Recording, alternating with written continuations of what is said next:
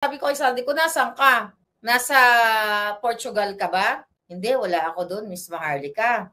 Nasa Paris ka ba? Wala rin ako doon. Ano, seriously, alam nyo naman, lahat ng mga pinasabog natin dito ay naging totoo. Okay, so hi everyone, welcome back ulit sa aking YouTube channel, Nets and Vlog. Grabe guys, so may mga nakakakilabot na kinwento etong si Maharlika patungkol sa mga plano ng administrasyong ito. Balak pala talaga nilang ipapagurgor etong si BP Sara dahil ayaw nga po nila na si BP Sara magiging presidente ngayong 2028. Etong si Maharlika pala at si Saldico ay nag-uusap na pala sila. At kung kilala nyo mismo si Maharlika or nakasubaybay kayo sa kanya, malalaman nyo po ang kanyang strategy. The way siya magsalita na pag mag-reveal siya or magkwento ng kanyang mga nalalaman ay idadaan po niya sa panaginip. Pero ang totoo po niyan, personal niya nakakausap etong si Zaldico. Hindi lang po yan guys. Pati itong si Attorney Harry Roque ay nag-live din ito.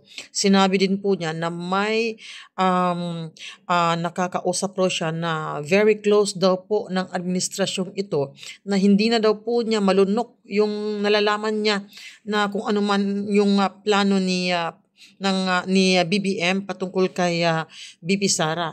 Plano pala talagang lang ipagurgor ito. Kaya pala si BP Sara ay sinabi niya noon na kung ano man ang mangyari sa kanya, may nagbili na siya sa isang tao na kung may nangyari sa kanya, ipapagurgor din yung taong yun na nagbanta sa kanya. Di ba? Naalala niyo po yun guys, nung sinabi niya na kung may mangyari sa kanya, ay ipapagurgor din niya itong si Liza Marcos, PBBM at Zaldico.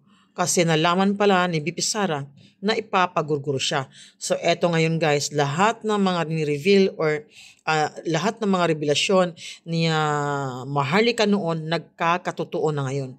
So eto guys, eto po yung full story. Pakinggan po natin si Maharlika. Sinabi niya rito lahat yung mga nakakakilabot na mga plano ng administrasyong ito para sa mga Duterte. Wala silang balak bumaba ngayong 2028. Wala guys. Kaya nakakalungkot at nakakatakot. Grabe. Si Zaldico mismo ang nagsabi niyan kay Maharlika. Para sa akin, kahit sinabi niyang sa panaginip niya, pero halata naman na nag-uusap na ang dalawa. No? Bali, ano lang yan. Kunyari lang yan. Kunyari panaginip, pero ang totoo niyan, nag-uusap talaga silang dalawa. So, eto guys, pakinggan po natin si Maharlika. Sabayan niyo po akong manood. Pero seryoso ako. You have to take this seriously. Alam niyo naman, lahat ng mga pinasabog natin dito ay naging totoo. So sa panaginip ko, even yung ibang pinasabog natin galing yun sa panaginip.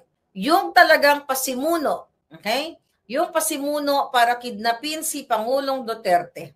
Talagang si Bangag, si Romualdez, yung pamilya niyan ang nagplano. Kasi tama talaga yung sinabi ko sa inyo na tatanggalin ang mga Duterte sa political spectrum. Kaya makinig kayo, Day, Inday Sara. Ito, panaginip ko to, Day, ha? Makinig kayo sa lahat ng nagmamahal sa bayan. Magiging Marcos 2.0. Kaya pala dito sa Los Angeles, meron ko inatinanong bangag-bangag pa ako, no? Mga bangag supporter pa ako. Dito lang mga naging kaibigan ko. Pero syempre, buisit na sila sa akin ngayon dahil nga minumura ko na yung putang inang botomesa na si Bangag Jr. Kaya pala, kung babalikan nyo yung aking mga pictures nung nakaraan, although tinake down na ng mga bagag yung Maharlika na may add to Facebook na more than 1 million subscribers. So, nangyari doon, ang kanilang karatula, Marcos 2.0. Hindi ko na-realize siya noon. Akala ko lang Marcos 2.0 as president. Pero ang plano nila, sabi ni Zaldico sa panaginip ko, Marcos 2.0. Sabi sa akin, Maharlika, you have to tell to your viewers na Marcos 2.0 is hindi sila aalis sa pwesto. Tagayahin nila ang tatay nila, i-impeach Inday Sara, itatry pa rin nila, then babaguhin pa rin nila, magta-charter change pa rin sila bago mag-20. Yan ang sabi ng panaginip ko. Kaya kayong mga abogado, kayong magagaling, kayong may power, kayong may pera, na ngayon pa lang, okay? Kailangan ninyong lumabas at magsabi kung ano talaga ang stand nyo. there's no time for you guys na maglaro-laro. Kaya nga, di ba, sabi ko, Senator Bongo, sabi din sa panaginip ko, tutugisin ka. Di ba, si Senator Bato, tinutugis sila. Ikaw, Senator Bongo, lahat tayo, di mo si Kiko Barzaga, di ba, lahat tayo. Ang number 1 nila, ako ang tinugis dahil ako yung mouthpiece ng taong bayan. Ako yung tagangak-ngak ng mga panaginip at ng mga sinasabi ng puting ahas. Di ba? So, kailangan yung kumilos. Hindi ako nagbibiro dito. Hindi ko isasangkalan ng alindog ko kahit sa panaginip ko kung hindi magiging totoo itong mga panaginip ko. Imagine mo, sabi ko nga, si Saldi ko po, kinasuhan ako. Pero hindi ako nagalit yan. Hindi ako nagalit sa kanya personal kasi sabi ko, hindi ko naman siya kilala eh. Ang kinagagalit ko lang sa kanya noon na yung mga illegal na ginagawa niya, which is, yun nga, nakipagsabuatan siya kay Bangag. But since nagsalita na siya, okay, then kailangan magsalita na siya ng tuloy-tuloy na. Actually, to be honest with you, doon sa panaginip ko, kasi sinabi ko kay Saldi ko, naawa ako sa kanya. Mali eh. Mali kasi yung pinasok niya eh. May mga anak kasi siya eh. Siyempre, nanay din ako. Halos kaedad ko yung asawa niya. Okay? Magkaedad kami nung kanyang asawa. Di ba? So, doon sa panaginip ko, sinabi ko, naawa ako sa inyo. Hindi ako nagagalit sa inyo kahit kinasuhan ninyo ko, ganyan-ganyan. Pero naawa ako dun sa mga bata kasi wala silang peace of mind. At least ako may peace of mind ako mga pakungpalangga. Kasi I can go anywhere. Pwede ko mag-shopping, mag-enjoy, mag-coffee, mag-party, mag-swimming, kung saan na gusto ko, di ba? Pero look at Zaldi ko. Kaya sinabi ko yun sa kanya, sa panaginip ko. Nasi ko naawa ako sa iyo kasi nagkamali ka ng inaniban. Pero hindi ko rin siya masisisi kasi hawak sa liig. Diba? Marahil kung si Zaldi ko ay hindi pumayag sa mga gusto ng mga bangag, ay baka sinira na siya noon pa. So, kumbaga hostage siya, wala siyang choice. Diba? So, yun lang ang sinasabi ko. Nanaawa ako kasi sa kanya kasi may mga anak siya. Mas bata pa sa kanya yung mga anak niya. Ako malalaki na yung anak ko eh. Ang mga anak ko, pag nababasa yung mga sinasabi sa akin, they know na yun ay mga kadyutahan lang, kasinungalingan lang. Kasi wala naman kaming perang mali-maleta. Okay? So yun yung pagkakaiba ko kay Zaldi ko. Kaya sana, sa panaginip ko uli, kakausapin ko siya na you have to straighten up your life, especially sa mga anak mo. Diba? Tama yung ginawa niya. Okay? Tama yung ginawa niya. Sinabi niya na ang magnanakaw ay si Marcos Jr., ang magnanakaw ay si Sandro Marcos, yun, insertions, maleta, alam nyo na yan. Diba? Itodo niya ng lahat at i-redeem niya yung sarili niya. Yeah? Kung ano man yung nakuha niya, isoli niya. Sabi ko nga, panatilihin niya na lang kung anong meron siya. But again, hindi siya magiging absuelto dito. Kaya sa susunod kong panaginip, Saldi ko, okay, makipag-cooperate ka na lang. Not sa mga bangag, okay? I challenge you. Mag-VPN ka, mag-interview tayo. Ibuhos mo lahat. Sabi ko, wala akong galit sa'yo na eh. Di ba? Wala na akong galit doon sa ginawa mo kasi, kumbaga na-redeem mo na nung in-expose mo ang mga bangag. So, hindi ikaw ang pinakautak ng pagnanakaw, kundi ikaw ay ginamit nila. At para kang trapo, para kang basahan na after kanilang napakinabangan, tinapon ka na.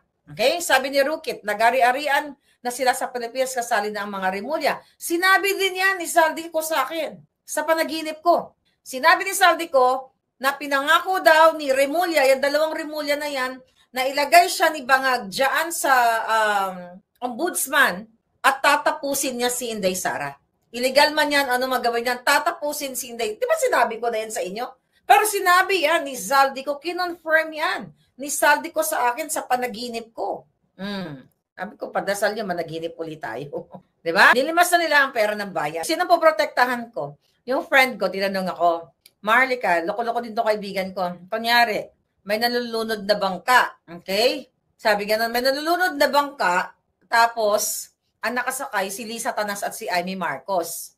Sinong ililigtas mo? Punyeta, sabi ko naman, dahil mo naman pwedeng tanong, yan pa. Sabi niya, sinong ililigtas mo? Mamimili ka lang ng isa. Sabi ko, ilulubog ko silang dalawa. Sabi ko, ilulubog ko yung dalawang Judas. Tapos sabi niya, kung si Saldi ko at saka si Bangag. Sabi niya, kung si Saldi ko na nalulunod at si Bangag, kasi kinasuhan ka ni Saldi ko. Sabi niya, si Bangag, hindi ka kinasuhan pero gumamit ng proxy, sinong ililigtas mo? Sabi ko, ililigtas ko si Saldi ko. Okay? Ililigtas ko si Saldi ko, ilulubog natin si Bangag. Kasi yung kaso ko kay Saldi ko, hinaharap ko naman yan eh. Okay? No, ililigtas ko si Saldi ko. Pag si Bangag tsaka si Saldico, ililigtas ko siya. Bakit? Eh marami pa siyang pwedeng i-release. Di ba? Marami pa siyang pwedeng i-release. Katulad ng ginagawa dyan sa mga mag-asawang Diskaya. Tatanungin niyo ako, sinong ililigtas ko? Si Diskaya mag-asawa o yung mga hayop dyan sa Kongreso? Ililigtas ko yung Diskaya kasi hindi sila yung pinakamagnanakaw eh. 'Di ba? Ang ilulubog natin katulad niyan si Garjola, 'di ba? Sino pa yung mga diyan? Momo, lahat yung mga in-expose ko sa inyo. Sabi ni Maria, wag ka mabangungot, ma'am. Si Trillanes talaga kasabwat ni Bangag. Okay? Senator Bato, Senator Bongo, yan si Trillanes talaga ang kasabwat ni Marcos Jr. At yan ang alamin nyo, na si Trillanes ay mayroong ginagamit, okay, na pass. Di ba? Meron yan. Sinabi doon sa panaginip ko, mga kababayan. Ito okay? Panaginip to okay, panaginip. Sinabi doon sa panaginip ko na si Trillanes ay may papers parang envoy. Katulad ng ginawa kay, sino yon? Si Michael Ma. Di ba? Si Michael Ma, special envoy to China, pero walang black and white. Si Trillanes pag nagta-travel, ayon sa panaginip ko, ay binibigyan ng may hawak siyang papeles, I don't know, envoy ba yun? Na parang part siya ng government, pero undeclared. Para magawa niya yung inuutos ni Lisa Tanas at ni Bangag. Okay? Di ba? So yan. So yan ang alamin ninyo, mga abogado dyan. Hanapin nyo yan. Tignan ninyo yung mga travel history ni Trillanes kasi yan yung sinasabi sa panaginip ko eh. Yung mga puting ahas ko, di ba? Pumapasok na sa panaginip ko. At by the way, sinabi pala ni Saldico sa akin, sa panaginip ko, tapos yung panaginip namin para kaming nasa Thailand yung location. Malay mo, nandun si Saldico. Pero wala siya sa Europa. Wala sa dyan. Okay? Wala sa dyan sa Portugal. Sa panaginip ko malay mo. Diba? Sabi ko sa'yo, alam ko actually kung nasan si Saldico. Pero hindi ko sasabihin. Diba? May Intel Fund, yung mga jutang ginimes na yan. Bakit hindi magawa? Bakit speculation lang ang ginagawa ni Remulla? Bakit? Ngayon, makinig kayo. Kaya mag-abang kayo dito sa mga susunod na panaginip ko. Kasi sabi ko kay Saldico doon sa panaginip ko, lagi kang pumasok sa panaginip ko para mahaba-haba yung tulog ko. Kaya sabi ko nga, wala siya doon. Wala siya sa Portugal. Yung mga nagpa-interview doon sa bilyonaryo, yung chismosa doon, huwag kayo magpapaniwala doon. Okay? Parang may inggit lang yun, parang marites lang yun. Napanood ko yung babae doon. Wala po si Saldico sa Portugal, wala siya sa Europe. Gusto niya ba sabihin ko kung nasaan? Isolin niyo muna yung mga lemaleta, mga Bangag, ibigay niyo sa taong bayan. Sasabihin ko sa inyo kung nasaan. Malay niyo.